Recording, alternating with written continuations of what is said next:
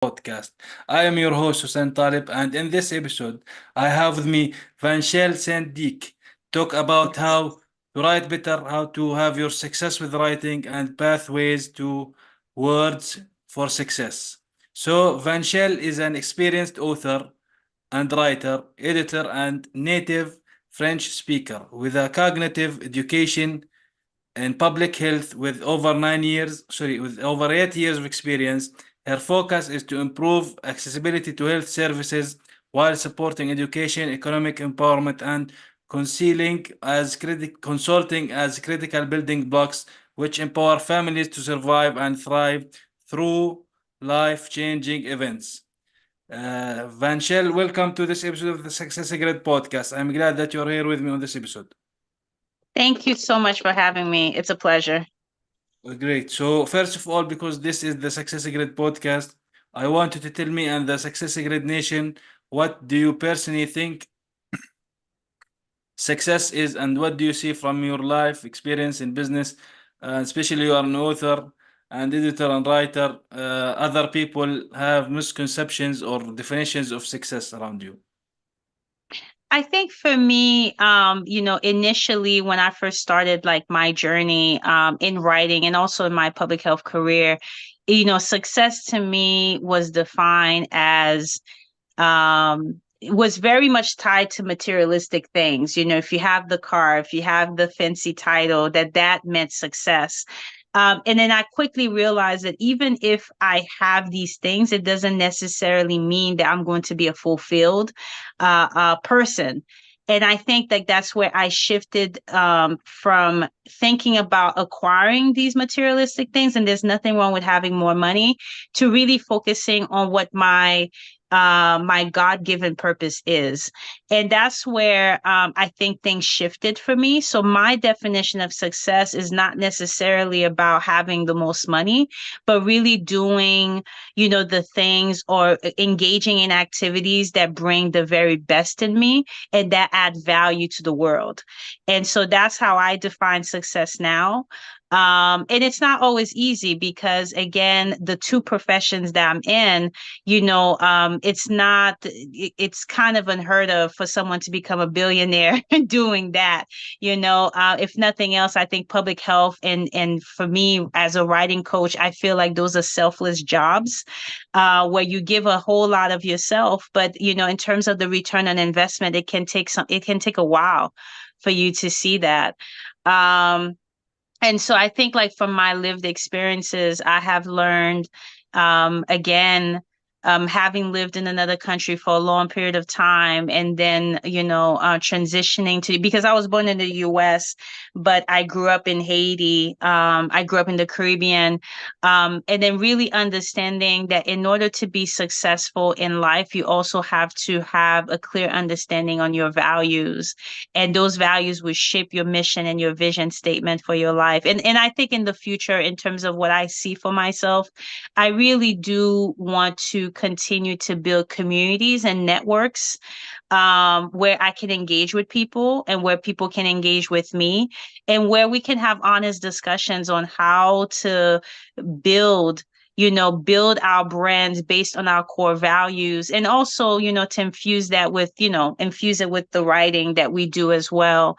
But I guess like in a nutshell, what I'm trying to say is that in order to be a successful writer or in order to be successful in any endeavor, you have to have a clear understanding of where you are in the process and then be willing to learn, be willing to be open so that you can continue to grow and transform as a person. Definitely, I'm with you with that. We have to grow, but you talked about purpose. So do you think that what you are doing now, like you mentioned, having this in the health sector, let's say public health, is something that's around helping others and helping the community around you, right? And you mentioned purpose. So you are now with where you are supposed to be. This is how you are doing and loving what you do because you are where you are supposed to be. Yes, I believe I am where I'm supposed to be. And at the same time, I would be remiss to say that I think that part of, finding your purpose, it's not a one and done deal. Like it's something that constantly changes because life happens in my humble opinion, I see life in terms of seasons.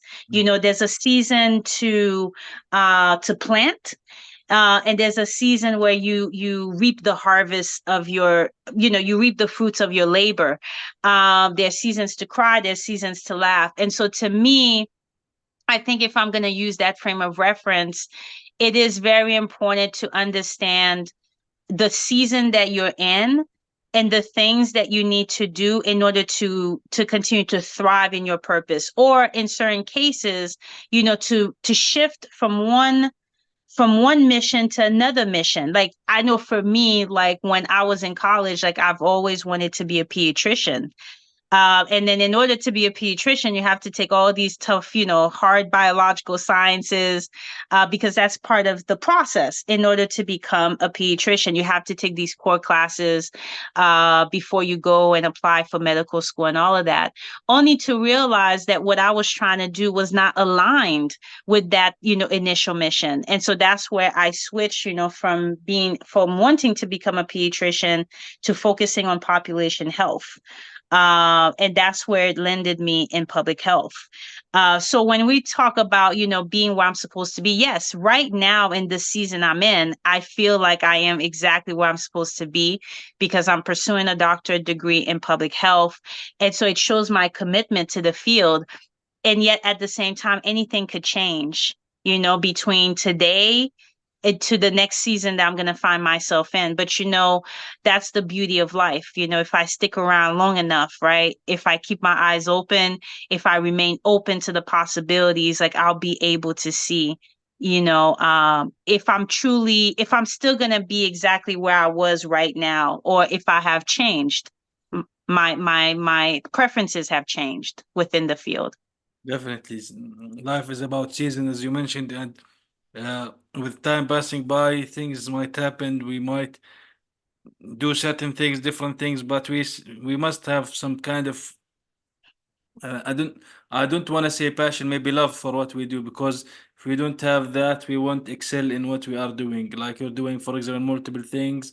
So now with writing, is it writing? Does it require a person to be that kind of a creative person in writing to be a writer or to write a book, or is it something that's easy that everyone can do and should do? I think it depends on who you talk to. I think that writing, I don't, just like, I don't believe that leaders are born. I think that leadership is something that you can learn.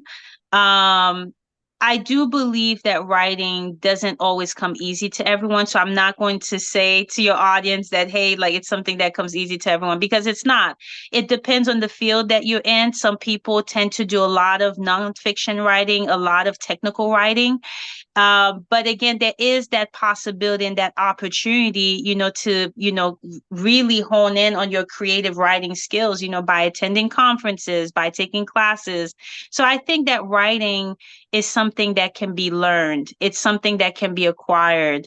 Um, because I know for me, like I stumbled on writing at an early age, not necessarily by writing novels and writing poems, but in order to be a great writer, you got to be a great reader. I love to read books. And I think that the more that you're able to read books, like your vocabulary becomes more rich and you have more words to describe how you're feeling in any type of situation, whether you're writing a book, whether you're writing a textbook, whether you're writing a technical paper. So I think it's all relative. Um, and I think it's something that can be learned over time. But now it becomes a question whether or not people are going to make the time to do that. Because I know that there are situations, or there are advertisements out there where people will say, how to write a book in 10 days. And that's great if people can write a book in 10 days. And I would challenge that a little bit, because just because you write it in 10 days doesn't mean that the quality of the book, it doesn't tell me about the quality of the book. It doesn't tell me whether or not the book has substance. And so we have to take all of that, all of these different variables into account. And I know this is something I have to do all the time because I switch between writing nonfiction to fiction to, you know, engaging in technical writing. And I always have to pay attention not only to my audience, but also what is the overall outcome that I want from this. And that's all part of becoming a good writer, understanding your audience, and then also always looking at the overall outcome, you know, looking at things backwards. What is the outcome that you're trying to achieve, and then to try to convey that through your writing. Definitely. Like you mentioned, in order to be a good writer, you have to be a good reader or listener. Yes. So even so, and also you mentioned these kind of things that appear that you can write a book in 24 hours or 2 days or 3 days or whatever. Now there's a talk about this a lot because there is now more AI tools to help people with do that. But I do think that people who really write would not, in my opinion, I think who are their career is about writing, they should not use AI even to help them, even for some Mm, title, like because it shows in my experience, it shows that true text who actually wrote that. Was it some kind of a human completely? Was it because you can feel it in the story if there is some kind of a story in the text or the article or the book? Is that mm-hmm. important? So, do you think that one of the first important fundamental tools, let's say, for to be being a writer is to read?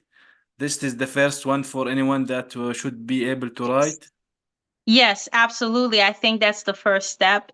And again, to your point about AI writing tools, yes, AI, I think, and this is something that I've had to come to grips with in terms of how I feel about AI writing tools. I think AI has its benefits in terms of, you know, where you can use it, you know, to cut down on your research time, or the research or in general that you're doing for a book. I think it does a great job um, just improving productivity in that sense. But in terms of the writing, you're absolutely right. You know, sometimes one of the issues that can come up when you use AI writing tools, um, you know, you always have to think about plagiarism. Are you, because it's the output, the AI platform is just collecting information from the web. So you could be taking sentences, you could be taking like, you know, complete paragraph from someone else's work. And so I think like that's where we have to be very mindful of how we use AI tools to help enhance our writing process and then productivity and creativity. Um, and the first things first is definitely, yes, to do readings. I think also capturing and recording ideas is another way to become a great writer, because the mind, you know, does a great job trying to connect disparate pieces of our lives into something coherent that it can understand. And it's the same thing with ideas. I know for me, like I have this bin where I put all of my ideas like in, and I know that I may not get to it right now, but somehow, some way, a couple months later, if I have like it will generate some ideas on what I can write. And that's another beautiful you know, use of AI in a sense where because I'm not going to say to completely dismiss it. I don't use it to write, you know, my papers or anything like that, but I think it's a great research assistant tool.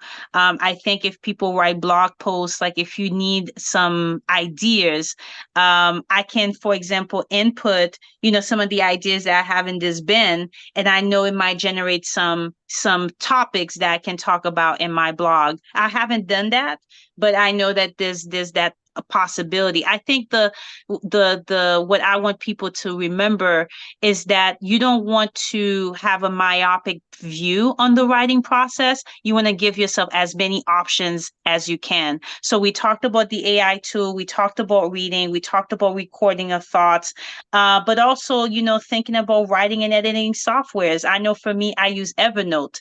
Evernote is a great, tool that I use in order to record my notes, so that when I'm writing something, I can just put it in the search box any notes that I have been that I have recorded, and then I can use some of these ideas to write my papers. So again, the possibilities, the resources out there to become a great writer are endless. So I don't want people to pigeonhole themselves into somewhere.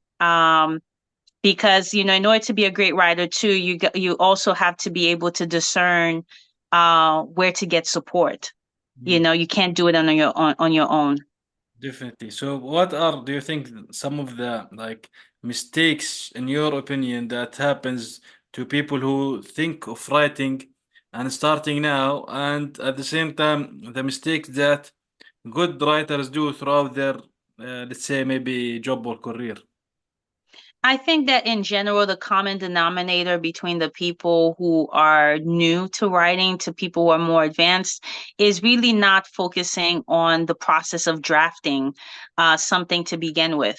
I know for me, I've had clients who come in and they will talk to me about all these ideas, but it becomes a bit confusing if they don't have at least one pager, to give an outline on what the end outcome is. What are they trying to accomplish with this writing?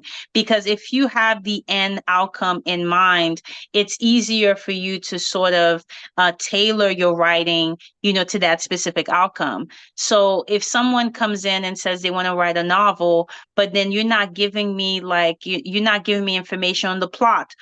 You're not giving me information on the characters, or like what these characters represent, like how did they fit in this overall structure of your novel.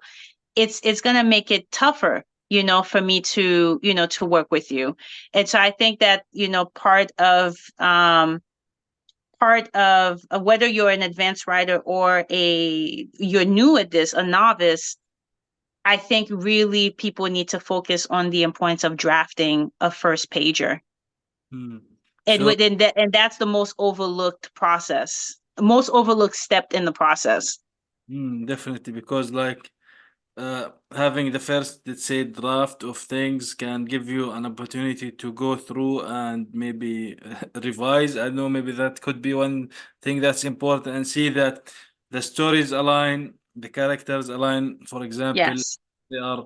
So that's very important. And also, like, uh, does not happen. I think specifically maybe writers who write these books, not just articles, books, that maybe you would finish it and you would think that this is not the way I want it to be after finishing without drafting.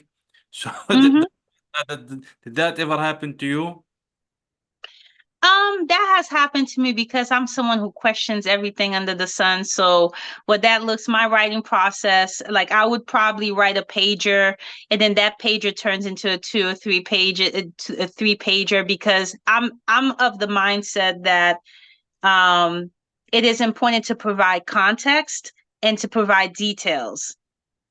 And again, to go back to what we said, it depends on the audience. It depends on the platform that you're using. If you're writing for journals, reputable journals, if you're writing for magazines, um, the way that you express yourself is going to be different. So I know for me, um, sometimes like I will write something and I will say, Venchele, like you didn't give enough details here, or that maybe I could have worded this differently. And then also like my analysis even goes beyond just the sentences. I'm looking at specific words. There may be some specific words that I use that may be a hit or a miss. and again, it's going to depend on understanding the platform that you're going to use, or the platform that you're going to share your writing with, and then just do an analysis of the words that are being used by other authors. What are the words that are making the most impact? I think Grammarly is a good one as well, because when you use Grammarly, what it does is that it can pick up on the tone. And so that's another thing to how you coming off, to your audience. And even in email writing as well, I think that's another good tool to use to pick up on that. Definitely. So do you think that writers, in order to get this type of, let's say, when we talk about writing, it could be fiction, non-fiction. So if it's non-fiction, it could be more about facts and maybe stories, rather than fiction that has to, let's say, some kind of imagination in the process of things. So how any writer that can have this place of, they would call it like the writer's block, like, we always need to have this kind of ideas flowing in and not have it, let's say, stop writing in the middle of it. Uh, Tell me a little bit more about that. When you say writer's block, tell me a little bit more on how you're defining that. So in general, if for example I'm writing a book and I have reached, for example, I want to write 200 pages book, for example, and I write and I write and I reach 100 pages and I am out of ideas to how to write or what to write about and to grow to the 200 pages. So what is the best way to get the inspiration or the ideas more to expand on this? Do you think some kind of limitation people put on? So I would say for the writer's block, it's a bit tricky, because I know for me, people have different processes that they have in place. But one of the ways to combat writer's block is probably to use a management, like a project management tool. That's great in terms of organizing ideas. Like, like sort of like when we didn't have these tools, like people would use sticky notes, because I think that by visually seeing like what you're trying to write, that's a beautiful way to combat writer's block. I know that some people will also use music, or create a space within their homes in order to write, and that usually takes care of this. But and again, I would go back to your statement about those 200 pages. I would say, if I had it my way, is to really toss the whole 200-page expectation, because I think that when you are already setting these high expectations, you might become, it might deflate your ego, very quickly. If you get to when you get to, like, I don't know, 50 pages, and then you experience writer's block, um it's not very helpful. And so that's why I tell my clients not to have these expectations from the onset, because you're setting yourself up for failure. Because what if, like, your book, doesn't meet that 200-page expectation? Doesn't mean that the book that you've written is trash. No, it's not. A book to be successful doesn't need to have 200 pages.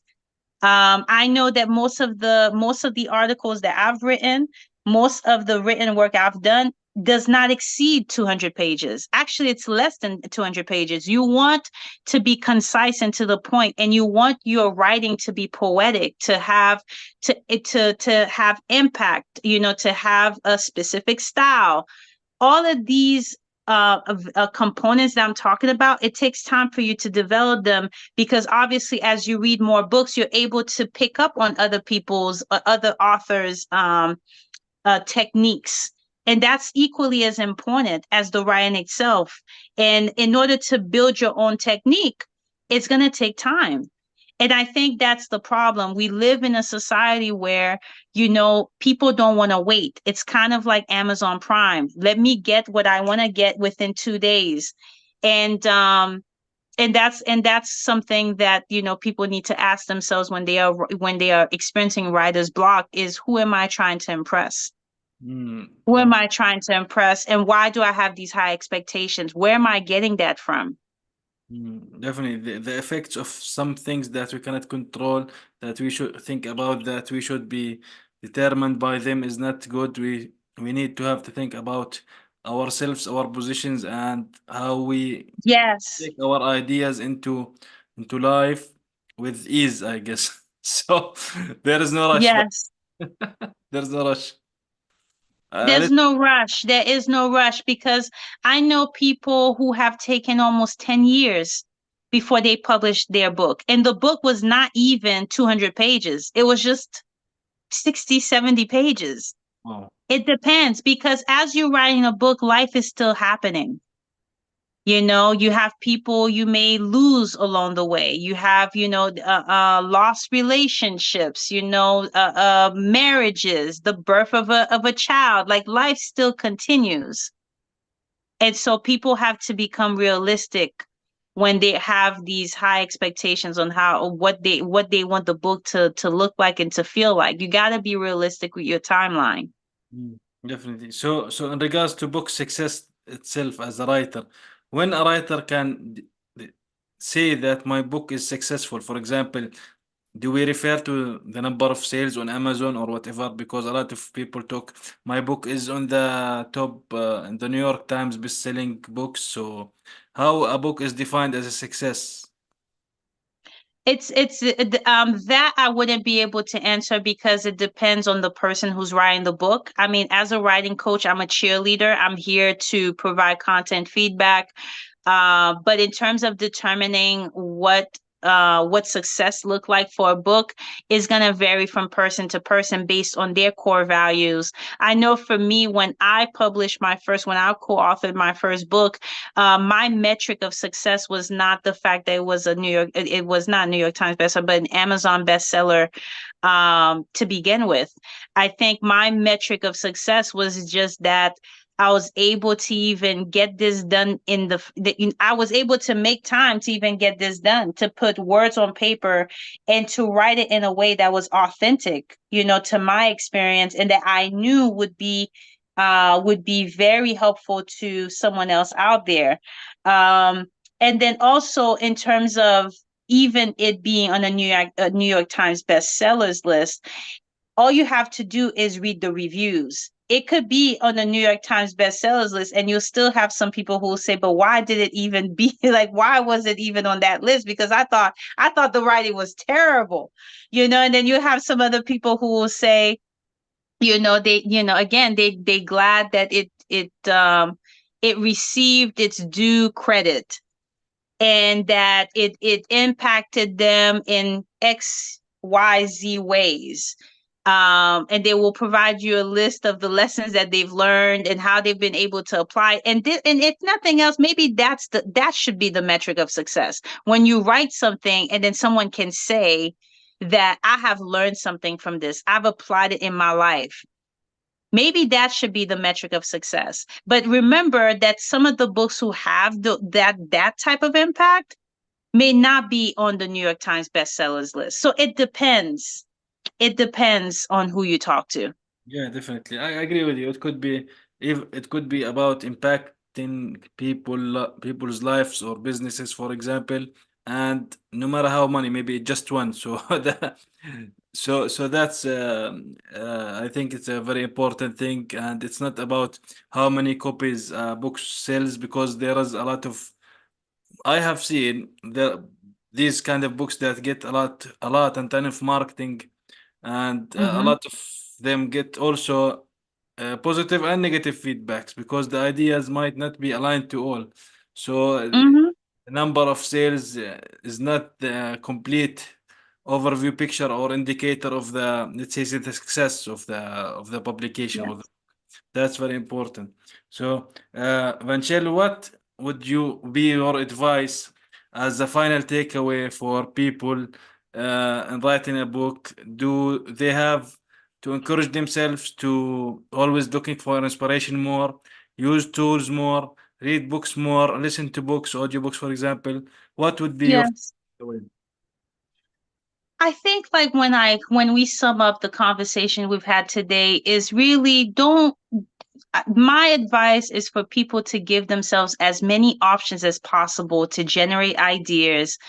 And then also to, one of the strategies that I've used is to read, parts of your book to, and, to your family members, to, who could be potential consumers, and people outside of your family. They have all of these meetup groups that are formed, in order for people to access, other people, and provide feedback on their written work. And I think people should take advantage of that, because you're able to gauge very early on, even before you get to that 200-page mark, whether or not your ideas are going to resonate with folks. And so that's my key takeaway. Increase your options. Go beyond the social media marketing. Go beyond, what society is expecting you to do. Like, use your resources. And sometimes the resources are right in front of our eyes. Like, right now, you have become a resource to me, who's saying, like, you're another person I'm talking to. And so I think just like I'm learning in my own life, is that sometimes the very things that we need to help us succeed may not be way out there, out in the ethos. The opportunities may just be in your backyard. One thing that I did one time was go to a library, and then, distributed, like, my book there, and then also I had a book reading at some point. It's just the possibilities are endless as long as you make an effort to connect with people. There's a sure I rest assured that they will get connected to your story. Definitely, because eventually, whatever we do, you are in business, you are an author, you are in restaurant business, whatever it is, it is about the business of the people. I would say, like, it's we are in the business of people, so that's very important, because humans sell to humans, the humans connect and communicate with the humans, so that's very important to do that. So, Vanchel, where can people learn more about you and what you do, so they can get in touch with you? People can learn more about my mission, through all social media handles. If they put in my name, Venchele Sadiq, or if they put my business name, Pathway Coach Writing, on Instagram, LinkedIn, Facebook. They can find me everywhere. I'm also on Twitter as well. And then also they can visit my website at www.pathwaycoachwriting.com, if they want to learn more about, my services and all of that. And I think one of the new features that I've added, is that I also help people pitch, to podcast as well, which is something that was not provided before. But because I've been on so many podcasts, and I've been a panelist on virtual summits, I realized that maybe I'm doing something right. And so I definitely wanted to impart that knowledge to other people. Awesome, awesome. Thank you very much, Vanchel, for being there with me on this episode of the Success Grid podcast. I really love the genuinity and the insights that you provided us with in this episode about you and writing. So, thank you for being here with me on this episode. Thank you so much.